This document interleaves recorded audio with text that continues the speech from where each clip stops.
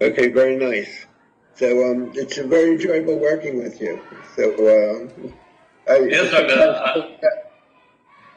I appreciate your patience. Sometimes some of these patients we have to be patient with, and I appreciate your patience and with how we have to handle some of these patients. You know. Sure, doctor. But And I really enjoy working with you, and I enjoy knowing more about Israel and you. So it's very great for me to talk. oh, great! I'm pleased. Taking too much time doing it. So they put the onus on you. So I appreciate everything that you do back there. Sure, And doctor. I know it's sometimes a lot of work, but it's much appreciated. You should know Thank you, that. doctor. Thank you, doctor. Okay, it gives me a little bit more time just to learn some of this computer stuff. Sure, doctor. Sure, doctor. Very Thank good. you, doctor. And also medicine has changed. Medicine it's much different than when I started out. When I started out, we were doing everything. We examined, we did all the OBGYN examinations in the rooms here. We took our blood. We were doing almost everything. I did pediatrics here. I did hospitals. I did all the hospital work. But things have changed over the years. They restricted what they want doctors to be doing, and they can't.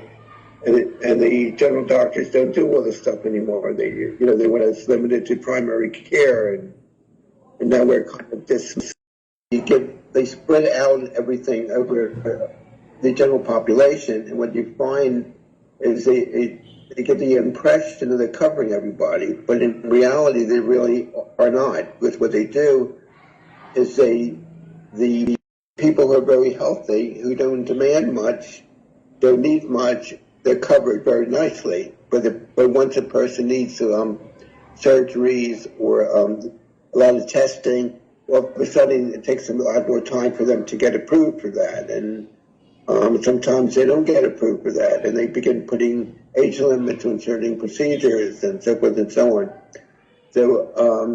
So that's what I dislike about government regulation, because they select who's going to get what.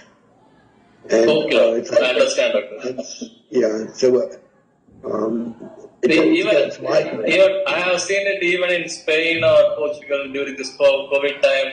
They order like people who are above 60 to not come to hospitals like that. Right. Yeah. Yeah. And it's almost like they're deciding who will live and who will die. And I'm opposed to that. I feel that's God's decision. Our job is to keep people alive and in good quality of life as long as we're able to. So, so that's what I dislike about government-controlled medicine. The private medicine I dislike because it's just too expensive. Doctors want to make up for all their lost study time and that they were studying and not working, and they want to they want to make a very good living, and they work about economics. And economics becomes very important in private medicine, and it becomes unaffordable for a lot of people. Yes. So I wish there was something in between the two.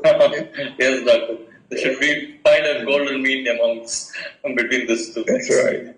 Exactly right.